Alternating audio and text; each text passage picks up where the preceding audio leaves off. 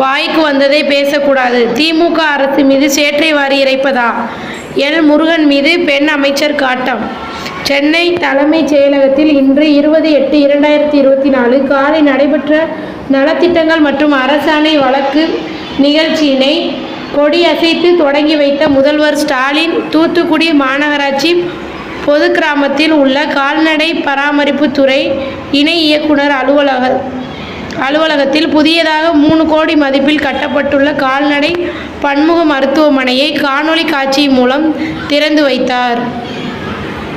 இதில் சமூக நலன் மற்றும் மகளிர் உரிமை துறை அமைச்சருக்கு வடக்கு மாவட்ட திமுக செயலாளருமான அமைச்சர் கீதா ஜீவன் குத்துவிளக்கு ஏற்றி வைத்து கல்வெட்டை திறந்து அலுவலக வளாகத்தின் பார்வையிட்டார். பின்னர் செய்தியாளர்களை சந்தித்த அமைச்சர் கீதா ஜீவன், உதயநிதி துணை முதலமைச்சரால் தமிழ்நாட்டிற்கு திமுகவால் ஒன்றும் மாறப்போவது இல்லை. தமிழ்நாடு அரசாங்கம், தமிழக அமைச்சர்கள் மக்களுக்கு என்ன தீங்கு செய்து கொண்டிருக்கிறார்களே அது இரட்டிப்பாக என மத்திய இணை அமைச்சர் எல். முருகன் குற்றம் சாட்டினார். இது குறித்து செய்தியாளர்களை கேள்விக்கு அவர் கருத்தை முற்றிலுமாக மறுக்கின்றேன்.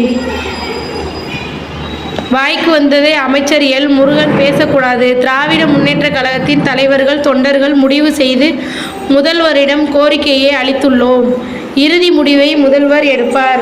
பிற கட்சியை சேர்ந்தவர்கள் அவர் கருத்தை சொன்னாலும் நல்லதுக்காகாது என்று எடுக்க முடியாது. திராவிட முன்னேற்ற கழகத்தின் மீது வாய்க்கு வந்ததை பேசி சேற்றை வாரி இறைப்பது நல்லதல்ல என்றார்.